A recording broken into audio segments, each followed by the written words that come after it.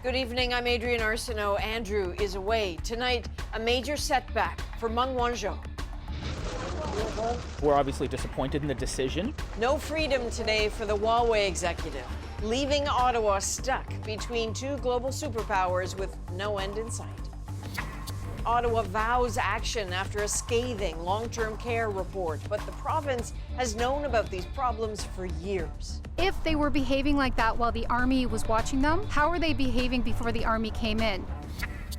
Buying a brand name appliance does not guarantee protection when something goes wrong. You're telling me you can wash your hands of it because you didn't make it? Her appliance caused a kitchen fire. Now she's going public.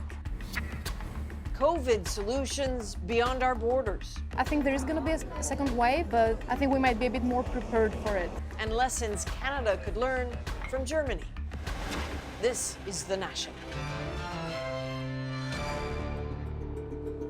China's stone-cold relations with Canada seem headed for an even deeper freeze after a BC Supreme Court justice rejected an argument that could have freed Meng Wanzhou. She's, of course, the Chinese telecom executive arrested in Canada 18 months ago at the request of the United States, which wants to try her for fraud. China lashed out by shunning exports from here and holding two Canadians in conditions described as inhumane. Briar Stewart starts our coverage with today's crucial decision. Meng Wanzhou smiled politely as she walked into court this morning, not the thumbs up she gave this weekend during a bold and bizarre photo shoot. If this was a pre-celebration, it came far too early because the court ruled against Huawei's chief financial officer today. We're obviously disappointed in the decision. Our view is this is an early step in what's likely to be a much longer process for Meng Wanzhou here in Canada. A BC Supreme Court justice ruled that charges Meng faces in the U.S. also constitute a crime in Canada. She's accused of lying to a bank about Huawei's control of a company that allegedly was violating U.S. sanctions against Iran. The justice ruled that even though Canada doesn't have the same sanctions, this case is ultimately about fraud, and Canada's law of fraud looks beyond international boundaries. The decision means Meng will remain under house arrest in Vancouver as the extradition case continues. Meng's legal team will make other applications in the months ahead, including arguing that there's been an abusive process, saying she's being used as a political pawn. I can't say it's a surprise. This lawyer says even though extradition cases are very hard to fight, there is precedent for such arguments. Notwithstanding the treaty, if someone says something that could be construed as an abusive process, that could have success. Not long after Meng was arrested, President Trump said he would intervene in the case if it was in his country's interests. It's all left Canada wedged into an uncomfortable position, which could get worse. We don't want to be pulled into a full-scale confrontation with China, but there are forces now, big geopolitical forces, pulling us in that direction. And that tension remains as long as Meng's extradition remains a possibility. Briar Stewart, CBC News, Vancouver. Proof of China's growing displeasure is already piling up. And when a world superpower has a grudge against you, there's a lot at stake. Evan Dyer gives us a taste. In the days before the ruling, there were veiled threats from Beijing. And today, from China's embassy in Ottawa, condemnation. The purpose of the United States is to bring down Huawei and other Chinese high-tech companies, and Canada has been acting in the process as an accomplice of the United States. Our democracy is based on a rule of law. We have a treaty in place, and we respect our treaty, we're abiding by it. But more importantly, our judicial system is completely independent of our political system, and this is something that is extremely fundamental to our democracy, something that we are very proud of. Today's ruling dashes faint hopes of freedom from Michael Kovrig and Michael Spavor, who've now been held for over 17 months without seeing lawyers or family members. It's not about who this pleases or who it angers. It's about a legal process being followed and the fact that the rule of law is critical for all of our well-being here in Canada. But if the court rules that extradition can proceed, this case will land on the desk of the Attorney General, a post once held by Irwin Cotler. It's only if, in fact, the extradition would be unjust or oppressive would the Minister of Justice, in my view, intervene. Kotler says that courthouse photo op now looks like a failed ploy. Look, I'm innocent, and it's clear that I'm innocent, and this will be proven in 2 days from now, and might have even been coordinated with the CCP, so that if the decision is adverse, they will be even more outraged. There were signs in recent days that Beijing expected today's ruling to go its way. This disappointment comes just as the Communist Party concludes its National People's Congress, its annual display of power, where this news won't be well received. Evan Dyer, CBC News, Chelsea, Quebec. So there was limited access to that courthouse due to COVID-19. Jason Proctor was the CBC's only set of eyes inside. So Jason, can you tell us what you saw? Yeah, I mean, it was a very different Meng Wanzhou inside that courthouse today than the one we saw outside on the steps on Saturday. She was wearing a mask. The courtroom itself was sparsely populated. That's because of physical distancing requirements. And essentially, you know, she looked kind of downcast as the next few months of these proceedings and possibly years were laid out in terms of planning of case management ahead, and essentially a disappointing day for Meng Wanzhou. So what is the next step of this case? Well, so she has a couple more chances to knock the case down, to have it tossed out, basically. One through a claim of an abusive process, and also just trying to claim that the U.S. doesn't have sufficient evidence to warrant extraditing her. If that fails and she's committed for extradition, the judge mentioned in her ruling that the ultimate role the Minister of Justice could have in regards to this, and that's in deciding that this would be contrary to Canadian values, sending her for something that relates to U.S. Sanctions that Canada doesn't have. All right, Jason Proctor, thanks for this. To Ontario now, and after that disturbing military report into conditions at 5 long-term care homes, today the Premier announced the province is taking over management of 4 of them, plus another. We need boots on the ground. I want eyes and ears in the homes that we're most worried about, keeping a close watch. The province had already taken over 2 other long-term care homes. Today the Premier announced, quote, extremely rigorous inspections will be carried out at more than a dozen homes struggling with COVID-19, and random spot checks will be done at others. So many of these problems, like staffing shortages and sanitation concerns, predate COVID-19. And the soldiers now working in these long-term care homes aren't the first to point them out. As David Common shows us, there have been red flags for years. Help me, help me, help me. Just as Doug Ford came to power, CBC Marketplace hidden cameras captured the consequences of short staffing at one long-term care home. Residents pleading for help, some waiting an hour for the toilet. Staff with no time to help. I don't have 5 minutes. I don't even have 2 minutes. Yeah. Never enough staffing in any long-term. No. Decades of neglect, and we're going to fix the problem. That's our It's job. a problem the Ford government knew about. All 5 homes in the military report have years of documented infractions by inspectors under both Liberal and PC governments. At Orchard Villa in 2017, staffing shortages impacting residents' care. And just 5 months ago, a PSW allegedly abusing residents. In 2017, repeated warnings from inspectors that Eatonville failed to keep the home clean and sanitary, soiling on the walls, staff not participating in infection prevention and control. We've heard about this for years. Advocates say the problems extend to hundreds of homes. That's one of my favorite pictures. Diana Pepin, who put a camera into her mom's room, has been screaming warnings for years. Complaints, she says, got a cold shoulder from government. Had people listened to the advocates, had they implemented proper infection control practices, there would have been a lot fewer deaths in this COVID crisis. The Premier and his Minister Speaker cannot claim to be surprised by a crisis that they had a hand in creating. The opposition argues the province has turned a blind eye after effectively ending unannounced comprehensive inspections, instead responding only when something went wrong. Now that it has, Ontario is sending inspectors to spend 2 weeks in the worst-hit facilities. And this is one of them, Eatonville, where at least 42 people have died.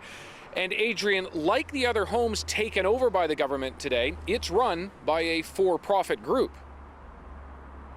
So, David, these groups own other homes in Ontario too, right? Yeah, absolutely. 88 of them right across the province. So the government is not yet taking over those other facilities just because they've taken over these ones. So the government does say that they will shut down facilities, pull licenses, if it really comes down to that. So we know you've been tracking issues in long-term care for years, really. So when you look at that military report, what struck you? Shocking, not surprising, frankly. These are the very same issues that whistleblowers and workers and inspectors and public inquiries have been warning about for years. It's a giant, costly problem. People are arriving in long-term care homes like this, older, sicker, and the money and the staffing and the training simply hasn't kept up. And you know, there are good homes and good people working inside of them, but I am continually struck by those who really understand long-term care repeatedly telling us they don't want to end up in a care home. Not if things, Adrian, don't change. Oh, remarkable. David, thank you very much. At the very center of the allegations of abuse and neglect reported by the soldiers in Ontario long-term care homes are residents, of course. And as Jacqueline Hansen tells us, their families are shaken. How do you feel? I should say very depressed. Sherry Zielinski's 83-year-old mother lives in Orchard Villa, one of the 5 care homes included in the military's scathing report. I've seen bites on my mom's neck, the cockroaches, the bugs in there, absolutely unacceptable. And reading the report is appalling for the whole country to read. But can you imagine how the residents feel? They actually are living through this. Zielinski's concerned the problems may have been even worse. If they were behaving like that while the army was watching them, how are they behaving before the army came in? COVID-19 has locked family members out of long-term care homes, and that could make existing issues even more challenging. Many homes are heavily reliant on families and volunteers. Staff, already stretched thin, are now without those helping hands, according to this expert in long-term care. They also lost the eyes and ears of family members. Someone could say, she doesn't seem well today, she hasn't eaten her snack. Did you remember the afternoon medicines because she was sleeping, when the med cart went past? It's unfortunate a pandemic had to occur for this to come to light. Mary Simone's father has lived in Hawthorne Place care home for 4 years. He has dementia and can't walk or talk. She says she's grateful the military could step in and speak out. Thank you to the military. They're finally here listening to families. They were the whistleblower. Simone wants to see staff better trained and protected. Zielinski is campaigning for better care for her mom. If they thought they could get away with this at Orchard Villa, they picked the wrong group of families. Just lovely girls. When I look at you, God, you're beautiful children. Aww. Kids now advocates for parents they thought were in safe hands. Jacqueline Hansen, CBC News, Toronto. The Canadian forces have also been working in long-term care homes in Quebec. The soldiers there prepared their own report, and today the province released it. An inside look into 25 homes in the country's epicenter for COVID-19. Here's Alison Northcott with what went wrong. Lori Gordon's mother, Lydia, died in a long-term care home this spring. It's really nightmarish. I was rendered powerless. That home, one of 25 where the Canadian military sent soldiers in to help. In a report released today, the military said it found many were struggling with a lack of staff, improper use of protective equipment, and infection control measures that weren't always followed. None of it is a surprise to Gordon. Absolutely accurate, 100%. I was saying this before anybody would listen. So it's sad that it takes an army to confirm what everyone's been, or I witnessed. So I show up on the floor and say, hey, where's your visor? Or should I be wearing a visor? Pierre Gaumont is an air traffic controller, but he's been volunteering at a long-term care home to help fill the need. After just 4 hours of training, he was put to work. I've seen most of the events that were reported in the military reports. Problem traveling from red zone to yellow zone, people not wearing properly their safety equipment, lack of staffing, obviously, a lack of leadership. He says he also saw some residents neglected and mistreated, but stresses it's not the norm and says exhausted workers are doing their best. Quebec's premier says the report's findings highlight once again staffing shortages. It was like a perfect storm, like you say, because we had 10,000 people missing right at the beginning. And of course, on top of that, some of the employees were infected. Legault says things have improved, but he still asked Ottawa to keep the soldiers here until September. We will not be able to go that duration just because we don't have the number of personnel. And when you have our people working 7 days a week, it's just not sustainable. In the meantime, Quebec is launching a new recruiting campaign to try to fill those crucial jobs. Alison Northcott, CBC News, Montreal. Seniors are particularly at risk when it comes to extreme heat. And with parts of the country already experiencing high temperatures, Canada's top doctor issued new warnings today about the use of masks. Wearing one outside during periods of high heat and humidity can make breathing more difficult. So instead, stick to physical distancing and save the mask for indoor use in places where it's more challenging to maintain that 2-meter rule. So Canada's largest city has released some data showing which neighborhoods have high concentrations of COVID-19. Toronto did this despite warnings from experts and even Ontario's premier that could stigmatize already vulnerable people and businesses. Health reporter Vicadopia breaks it down. Toronto is increasingly bearing the brunt of the pandemic. Since May 10th, more than 40% of Ontario's new cases have been in the city. Now we know exactly where. The highest concentration of outbreaks are in the outer edges of the city. One area had 1,500 cases per 100,000 people. On the low end, one neighborhood just had 39. COVID-19's disparities laid bare, which may explain the mixed feelings about releasing the data. I don't want to stigmatize one certain, 10 streets. I believe this information, releasing it to the public, will do far more help than it will do harm. To really see where. This infectious disease specialist says the city made the right call. It's just extremely important that we know so we have a much better understanding of where this infection is and where, of course, public health resources should be poured into. The neighborhoods hit the hardest fall into two very different camps, either communities with more seniors that are majority Canadian-born and higher income, or predominantly immigrant, lower income, and less likely to have a university degree. COVID-19 is not a great equalizer. It has been a cruel exposer of the fault lines and long-standing poverty and inequality that has been in place. This public health doctor says quality of housing and employment have long underpinned poor health outcomes, and COVID is no exception. Poverty is the pre-existing condition. It is the risk factor. If you look at, race and immigration status, those are the risk factors. That is what we're seeing. That is what we've known for a really long time about these disparities. The City of Toronto says the outbreak map will assist in redoubling efforts to get more people tested. But fixing those disparities that made those neighborhoods more susceptible will have to be a long-term goal. Vicadopia, CBC News, Toronto. Donald Trump's latest tweet storm is aimed at a brand new target, Twitter. Are you going to try to shut down Twitter, sir? Next, the presidential tweets flagged and fact-checked, and the threat of retaliation. And later, we look at the fight against COVID-19 beyond our borders, for the worries to watch for and the lessons to be learned. This is a big change for us. Her big brand name appliance caught fire, but that big brand name said it wouldn't pay. You're telling me you can wash your hands of it because you didn't make it?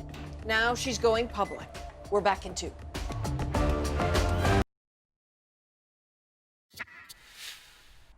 Welcome back. Here are some of the other stories we're watching tonight. Anger over the death of George Floyd has spilled into the streets of Minneapolis for a second straight night. Floyd, a black man, died after he was detained by a white police officer. The officer kneeled on Floyd's neck. It was captured on video and shared on social media tonight. A large crowd gathered outside police headquarters, throwing objects at the building and officers in riot gear. Looting has also been seen at nearby businesses. Police have reportedly used rubber bullets, flash bombs, and tear gas to push them back. Search crews found the wreckage of the helicopter that crashed near Greece nearly a month ago, killing all 6 Canadian Forces members on board. The discovery was made with the help of a U.S. Navy drone at a depth of more than 3 kilometers. Unfortunately, we are not going to launch today. And bad weather forced SpaceX to call off a historic launch today, less than 20 minutes before liftoff. They will try again Saturday for what could be the first time a private company takes astronauts into orbit. The delay was disappointing for dozens of onlookers, including President Trump, who flew in for the occasion. For many Americans, that launch was supposed to be a welcome distraction from a dark day in the fight against coronavirus. The U.S. has now surpassed 100,000 deaths. It was a virtual inevitability in recent days as the death toll climbed, but that doesn't make it any less jarring. Coronavirus has killed more Americans than the Vietnam and Korean Wars combined. It appears, though, that the U.S. president has something else on his mind. On Twitter today, he threatened to take, quote, big action against social media companies after Twitter added fact checks to 2 of his tweets. And as Paul Hunter tells us, the White House has now announced Trump will sign an executive order on the subject tomorrow. Mr. President, what are you planning to do with Twitter? The questions outside the White House today went unanswered. Are you going to try to shut down Twitter, sir? Will he regulate it? Can Donald Trump shut down Twitter? Here's what it's all about. In a tweet overnight, Donald Trump again slammed the push to expand mail-in ballots for the coming presidential election, suggesting they'll be substantially fraudulent, that mailboxes will be robbed, and that ballots will be forged. Now, take a look at that blue hyperlink just below, embedded by Twitter. Get the facts about mail-in ballots. Click on it, and Trump's tweet links to headlines calling his comments unsubstantiated. Scroll down and you'll see it again and again in reports by CNN, The Washington Post, and others. Mail voting fraud, says one, is extremely rare. Today, Trump may have said nothing on it, but he sure tweeted. Twitter is completely stifling free speech, and I, as president, will not allow it to happen. Big action to follow. Twitter's been fact-checking tweets broadly lately, citing the dangers of false information in the time of COVID. But this is the first time it's been applied to Trump's tweets. Or, as the White House put it today, while Twitter cannot suppress voices and... Trump advisor Kellyanne Conway was asked whether, in truth, Twitter can say whatever it wants about Trump's tweets as free speech, guaranteed in the U.S. Constitution. I'll say what the president would say. We'll see what happens. Twitter may find out soon enough. Word tonight, Trump will sign an executive order tomorrow, as the White House put it, pertaining to social media. Even though it's still unclear what, if any, power the president has to stop anyone from fact-checking the words of Donald Trump. Paul Hunter, CBC News, Washington. An unflinching voice during another global pandemic decades ago has died. Larry Kramer, provocative playwright and pioneer for gay rights. When the world was gripped by the fear of AIDS, he stood up for his marginalized community. I'm getting very tired of hearing the gay community as being portrayed as just a bunch of promiscuous people who do nothing but go to bathhouses. In the early 1980s, The New Yorker spoke out forcefully in support of victims of AIDS. Larry Kramer's mission to correct misconceptions about the virus. This is not a political problem. It is not a moral problem. It is a health problem. A strange, mysterious virus has fallen into this community. It could have fallen into your community. Kramer was a founder of ACT UP. That group demanded an end to the sluggish response to HIV treatment and research in the U.S. As attitudes towards the dangers of AIDS relaxed, he continued to speak out, never mincing his words, often critical of those in his own community. The younger generation, the younger gay generation particularly, is really pathetic in dealing with anything having to do with their health, with their future, with being gay. It's like they're all zoned out. Tony winner, Emmy winner, Oscar-nominated Larry Kramer was 84. Next on The National, the fight for COVID-19 stretches well beyond our borders. What can we learn from others around the world, and what should we be watching for? We asked the doctors. Kitchen was full of thick, dense smoke. And her brand name appliance caught fire, but when she called the company for help, she didn't like what she heard, so now she's going public.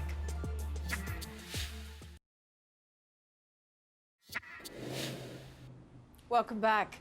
When you're worried about your family, your friends, your neighborhood, what happens far from view doesn't always feel urgent. Since this pandemic began, more than 5.6 million COVID-19 cases have been identified worldwide. It is clear there is a lot going on, and there are lessons to be learned, because what happens with COVID around the globe impacts what happens here in Canada, too.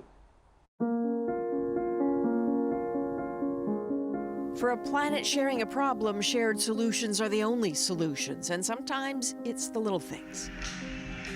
Do elevators of the future look like Thailand's, with floor pedals instead of virus-vulnerable buttons? Are concerts headed the way of German raves, effectively parking lot parties? Does commerce look like the slightly creepy but innovative restaurants of Lithuania? Not just mannequins and seats for social distancing, but ones wearing clothes of local designers, all for sale. But pay attention to shared COVID consequences, too. Dozens of countries have had to suspend vaccination programs because of COVID-19. So 80 million kids risk not getting shots for measles, polio, diphtheria. Numbers haven't been that worrying since before wide-scale immunization programs in the 70s. COVID-19 is not an equal opportunity thief. Like all injustices, those who have less lose more. Consider Mexico, already in a recession when COVID struck. Now 1 million more jobs are gone as thousands die from the virus. So Indigenous women who'd normally make dolls for tourists, vital to feeding their families, now barter dolls for food. There are no jobs, this artist says. Our families need to survive in the face of this pandemic. Survival is far from guaranteed, certainly not in places where it was already precarious. Imagine the panic in a crowded camp in Idlib, Syria. There isn't the luxury of social distancing there. Food is scarce, soap precious, clean water hard to find, and medical care rudimentary. The prospect of COVID there terrifies. The idea that we're all in this together doesn't mean we're all in it equally. Now, earlier this evening, I spoke about COVID beyond our borders with Dr. Samantha Nutt, a public health expert and founder of humanitarian organization War Child Canada, and infectious disease specialist Dr. Isaac Bogosh, who consults on global epidemic preparedness. Here is that conversation. Hi there, Dr. Bogosh, Dr. Nutt. Thank you for making time for us. So, Dr. Bogosh, if we can begin with you, you've been tracking this from the beginning. What part of the world are you most worried about right now? Currently, Latin America and the Caribbean seems to have a lot of transmission. We've seen a lot of this in Brazil, Peru, Ecuador, for example.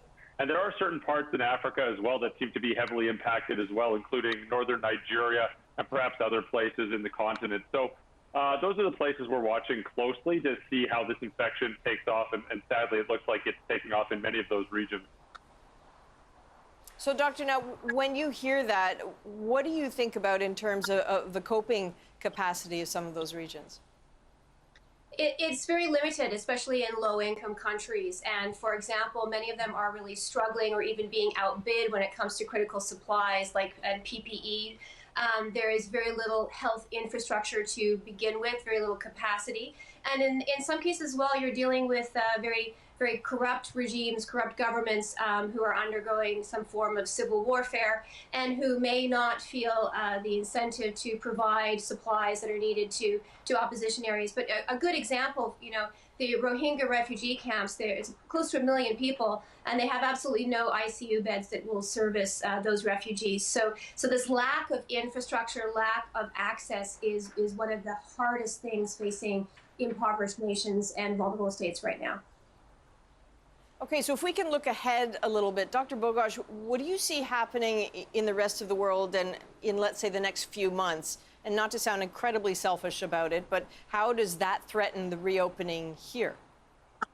Well, unfortunately, I think this is the type of infection where if there's a problem anywhere in the world, there's a problem everywhere in the world. We know people will ultimately be mobile again, and will watch travel scale up as borders start to open. And certainly if there is a high burden of infection anywhere, for example, currently there's a lot of focus on Latin America and the Caribbean, for example, Brazil. But if there's a pocket of infection anywhere in the world, we know that this can land on our doorstep here in Canada and reignite another epidemic or another chain of infection. So we have to be very, very careful and mindful about when we start to lift these public health restrictions, how we do it safely, how we monitor people coming into the country, and what mechanisms we have in place here in Canada to ensure that if we do introduce this infection, we can jump on it quickly to prevent further transmission. And I suppose the risks, Dr. Nutt, aren't just about COVID-19. So I think there are several studies out there suggesting there could be hundreds of thousands of indirect deaths from COVID, especially in low-income countries in the next few months. Children particularly vulnerable. How does that happen? Well, and you're exactly right, Adrian. In fact, The Lancet just recently published a report that said that in one of the worst case scenarios, more than 1 million additional child deaths would take place in low income and impoverished nations. And the way that it happens is because as we're so focused on combating COVID and engaging in lockdowns, and there's a critical disruption of the supply chain, especially around food, vulnerable states and vulnerable populations become even more at risk. So vaccine services, for example, are disrupted. Maternal and child health care is disrupted. And it's an enormous number, as I mentioned, more than 1 million in the next 6 months that could perish as a result of this disruption in services. We also know that compared to 2019, we have twice as many, it's projected to have twice as many food insecure people in 2020, more than 250 million. So this is going to have a devastating impact in many corners of the world. And, when we think about the Canadian experience, we've been very fortunate here. We haven't yet, thankfully, had a single child death related to COVID. But these other consequences are going to start to play themselves out, especially in vulnerable places. So if the end of this seems tied to finding a vaccine, but once we have it, Dr. Bogosh, how big of an operation is it likely to get the entire planet vaccinated? It's going to be an enormous task. I mean, first we have to develop a vaccine. We know that there's about 100 or so groups working on vaccinations right now. Most of them aren't going to be successful. Probably only 2 to 3% will likely be successful. And then, of course, we have billions of people to vaccinate. It's just going to be a monster of a task to do. The benefit is that as there is development of these vaccines and research into finding a vaccine, there's also simultaneous development of the infrastructure to mass produce a vaccine. So hopefully the time lag between creating a vaccine that will work and then mass producing it and distributing it will be as small as possible. So very, very briefly, last question to you, Dr. Nutt. We all worry about our own health, our own finances in a crisis like this, but we are also asking people to think of COVID-19 on a global scale. Is there anything anyone can do about that? Absolutely. In fact, the UN appeal is for about $7 billion to ensure that low-income nations have the opportunity to respond properly and are equipped to be able to handle this crisis. So far, less than $1 billion has been met through that appeal. So there is a lot that Canada can do, that Canadians can do to contribute to organizations that are on the front lines trying to combat this crisis. And it comes back to what Dr. Bogosh said right at the very beginning. For as long as this virus exists anywhere in the world, we are all at risk. And so it is in all of our best interest to come up with a global strategy and to support that. All right. Thank you both very much. Clearly a long road ahead, no matter where you find yourself in the world. So a lot of Canadians are still overseas right now, riding out this pandemic in their adopted homes. Tonight, we hear from newlyweds in Colombia, where there are now more than 23,000 reported cases and nearly 800 deaths. Hi, I'm Brittany. I'm from BC. I'm a teacher here in Colombia. This is my husband. I'm Jair Toro. I am a graphic designer. I am from Colombia. In December, we were in Canada and we got married. And then the plan was in Colombia in April to have a big celebration and kind of the traditional white dress, walk down the aisle sort of deal. But we had to cancel. unfortunately. We have been in our home since, I believe it was March 13th. During the week, we have a day that corresponds to our ID card. And so, for example, mine ends in a 7. So I can only go out on the day that has the 7. Usually that's once or twice a week. 2 months ago, call me for tell me, oh, okay, it's no more work. His case is not unique here in Colombia. There's no EI, there's very little support from the government.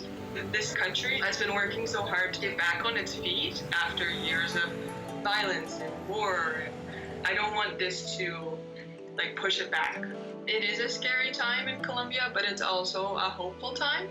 Where we live, it's known as kind of this entrepreneurship capital. Some businesses are thinking, okay, I need to kind of reinvent myself. They're also thinking about long term. What's that going to look like? When we come back, a country being praised for how it's handling COVID-19.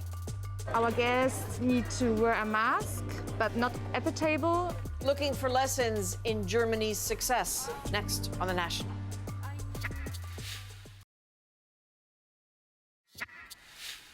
Over the past several weeks, we've been looking at how other countries have handled the pandemic. Tonight, what Germany can teach us. Chancellor Angela Merkel says while it's early days in the fight against COVID, the country's gained what it calls better control.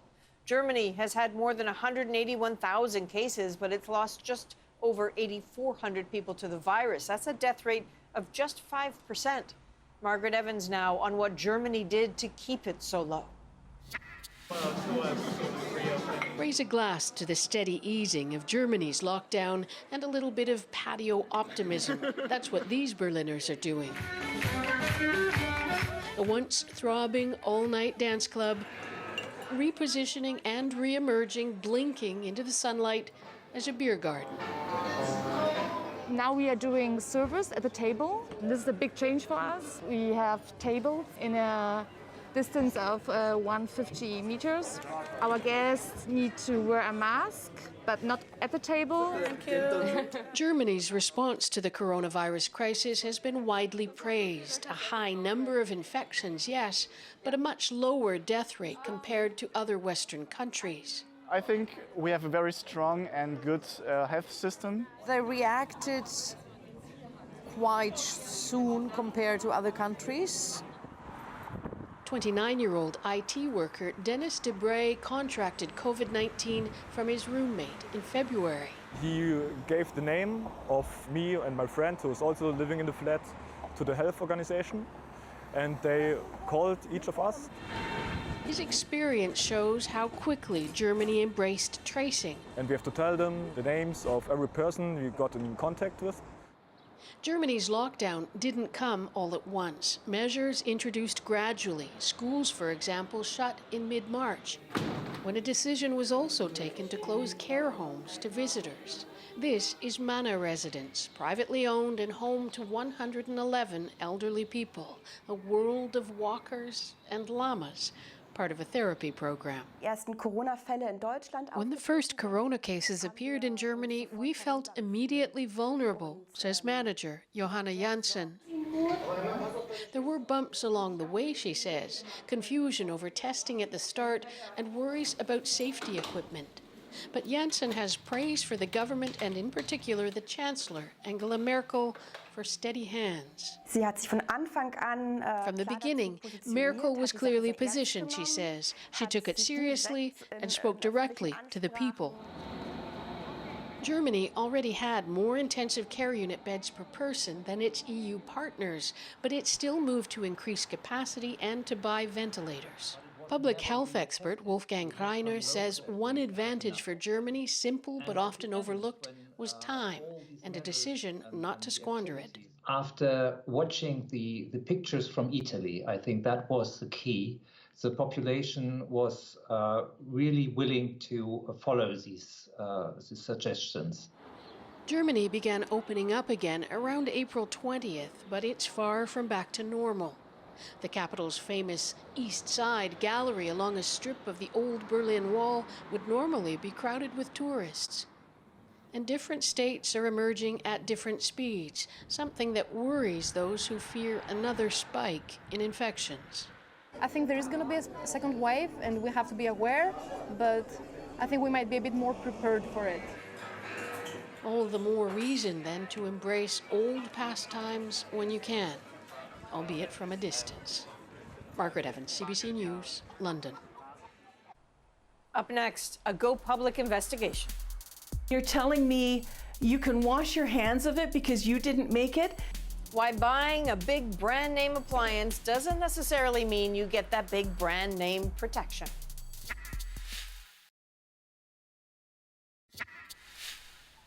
Many Canadians are willing to pay more for brand names they trust. The assumption is those companies will stand by their products, especially if something goes wrong. But in tonight's Go Public investigation, Rosa Marcatelli has the story of one woman's battle against a leading appliance maker. Valerie Hammond's using her microwave a lot these days.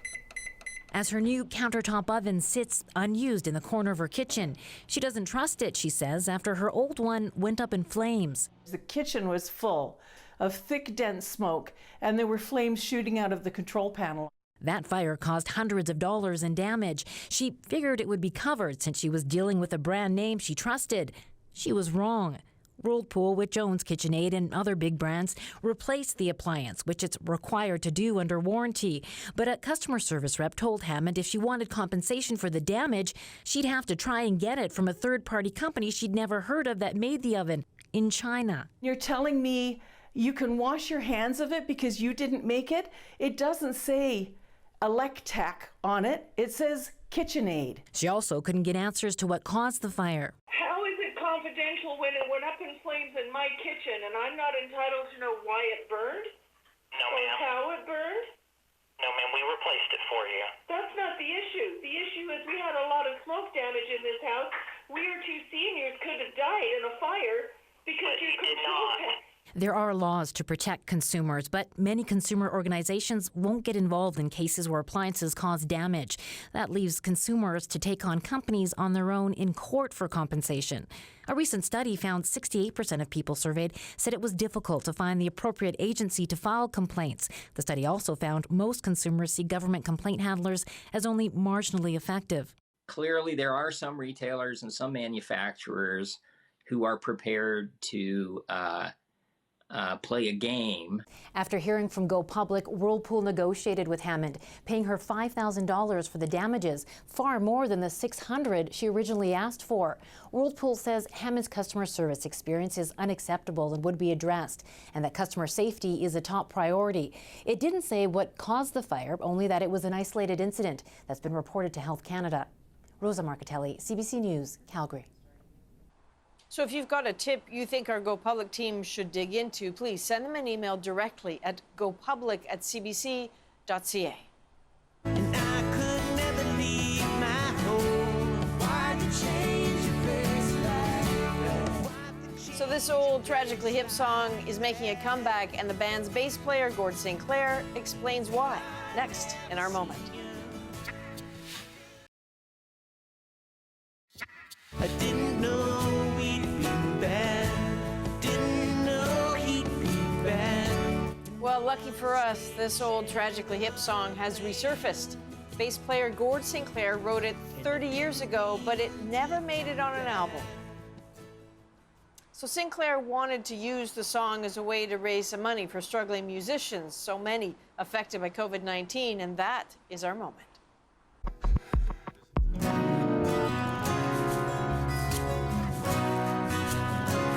It's just been a very interesting, long way to have this song finally heard by people. We actually re-recorded that song way back in November. What's the deal with your dad? It's a very old hip song, back from the late 80s. Never made it on a hip record, but we performed it quite a bit. A big part of it for me was attempting to raise awareness for the Unison Benevolent Fund and for our local food bank in Kingston.